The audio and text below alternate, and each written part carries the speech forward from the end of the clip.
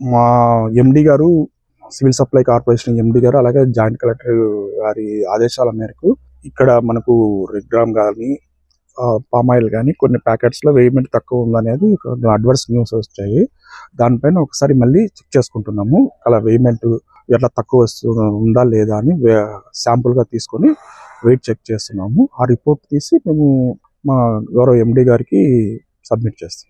Inspection చేసే authorities tahsildar, RDO, DSO అవి మారుతుంటారు. వాళ్ళు మీరు ఏదన్నా పక్కా ఆధారాలతో ఉంటే మేము దాన్ని ఎంక్వైరీ చేసే బాధ్యులపైన కఠిన చర్యలు ఖచ్చితంగా తీసుకుంటాం.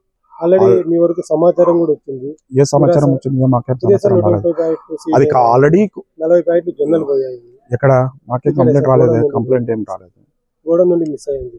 కంప్లైంట్ ఏం రాలేదు. మాకేదేం దొరకపోయినాయని.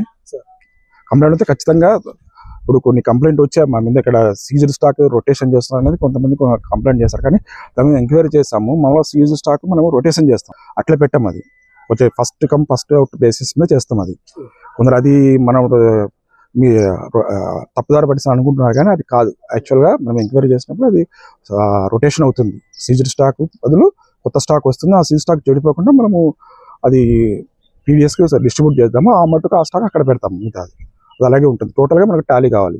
Okay, thank you sir. గతంలో ఏదైతే ఇక్కడ గోడౌన్లో పెద్ద ఎత్తున బియ్యం అనేది తరలించబడ్డాయో, అలాగే ఎవరైతే గోడౌన్ ఇన్ఛార్జ్ ఉన్నారో ఆయన అక్స్కామ్లోకి వెళ్ళిపోయిన తర్వాత దానిపై శాఖాపరమైన విచారణ జరుగుతుంది. అతన్ని సస్పెండ్ కూడా చేశారు. అది వాటి గురించి సమాధానం ఎవరు కూడా దాని మీద శాఖాపరమైన యాక్షన్ తీసుకున్నాము. ఆర్టికల్స్ ఆఫ్ చార్జెస్ ఫ్రేమ్ చేశాము. అతని పైన ఎంక్వైరీ జరిగిన తర్వాత ఎంక్వైరీ ఆఫీసర్ని అపాయింట్ చేశారు.